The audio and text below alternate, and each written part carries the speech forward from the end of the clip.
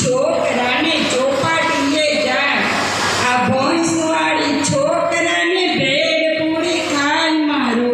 hello સાંભળો